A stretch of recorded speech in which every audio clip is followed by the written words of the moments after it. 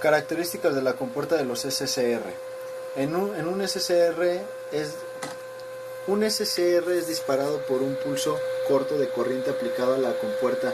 Esta corriente de compuerta fluye por la unión entre la compuerta y el cátodo y sale del SCR por la terminal del cátodo la cantidad de corriente de compuerta necesaria para disparar un SCR.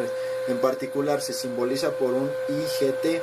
Para dispararse, la mayoría de los SCR requieren una corriente de compuerta entre 0.1 y 50 miliamperes. Dado que hay una unión PN estándar entre las compuertas y el cátodo, voltaje entre estas terminales debe ser ligeramente mayor a 0.6 volts. En la figura 4.4 se muestran las condiciones que deben existir en la compuerta para que un SCR se dispare. Una vez que un SCR ha sido disparado, no es necesario continuar el flujo de corriente de compuerta. Mientras la corriente continúe fluyendo a través de las terminales principales de ánodo-cátodo, el SCR permanecerá en on. Cuando la corriente de ánodo a cátodo caiga por debajo del valor mínimo llamado corriente de retención simbolizada IHO, el SCR se apagará. Esto normalmente ocurre cuando la fuente de voltaje de corriente alterna pasa por cero a su región negativa. Para la mayoría de los SCR de tamaño mediano, la IHO es alrededor de 10 miliamperes. 4.4 Circuitos comunes de control de compuerta. El tipo de circuito de control de compuerta más sencillo, a veces llamado circuito de disparo, se muestra en la figura 4-6.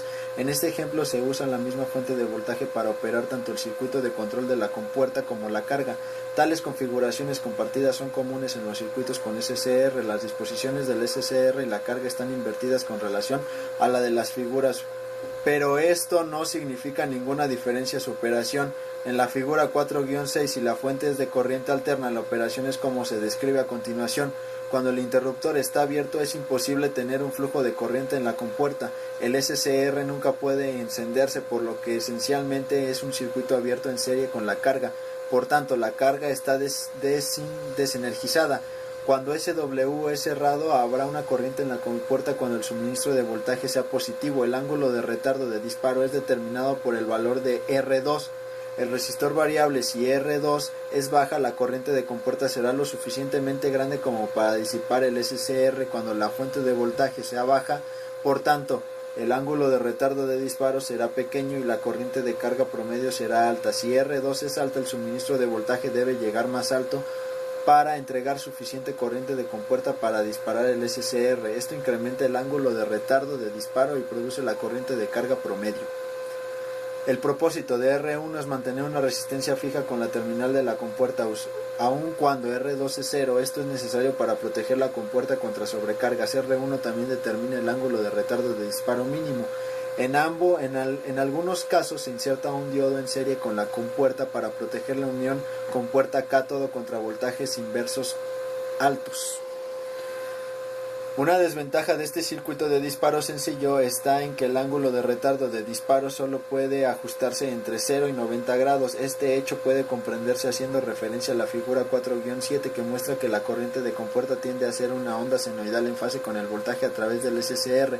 En la figura 4-7I apenas alcanza a IGT, la corriente de compuerta necesaria para disparar el SCR. Bajo estas circunstancias el SCR se dispara a 90 grados en el ciclo.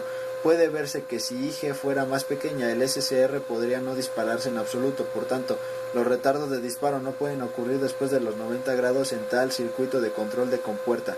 En la figura 4.7b, IG es bastante mayor. En este caso, IG alcanza a IGT relativamente pronto en el ciclo, causando el disparo temprano del SCR. Debe entenderse que las formas de onda de IG en la figura 4-7 están idealizadas tan pronto como el SCR de la figura 4-6 se dispara. El voltaje del ánodo al cátodo cae casi hasta cero, en realidad 1 a 2 volts para la mayoría de los SCR. Dado que el voltaje de compuerta es derivado del voltaje del ánodo al cátodo, también cae virtualmente a cero, apagando la corriente de compuerta. Adicionalmente, dado que la compuerta está en polarización inversa, cuando la fuente de corriente alterna es negativa, no hay corriente de compuerta negativa como se muestra en la figura 4-7.